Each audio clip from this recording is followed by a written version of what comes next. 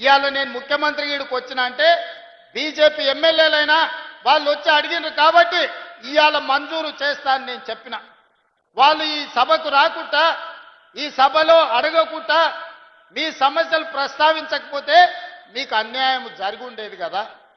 నా సూచన ఒక్కటే, ఎన్నికలప్పుడే రాజకీయాలు చేద్దాం, ఎన్నికల తర్వాత అభివృద్ధిలో కలిసి నడుద్దాం.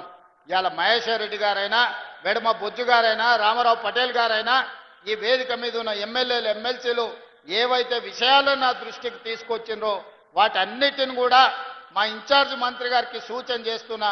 మీరు ఫిబ్రవరి మొదటి వారంలో మీరు సుదర్శన్ రెడ్డి గారు వచ్చి కూర్చొని ఒక రోజంతా ప్రజాప్రతినిధులతోని, రెండవ రోజు అధికారులతోని సమీక్ష చేసి రేపటి బడ్జెట్ సమావేశాలకు ఆదిలాబాద్ కోసం ప్రత్యేకమైన నివేదిక తయారు చేయండి. బడ్జెట్లోనే నిధులను పెట్టి ఈ ప్రాంతాన్ని అభివృద్ధి చేయడానికి మనం సంపూర్ణంగా సహకరిద్దామని తెలియజేస్తున్నా.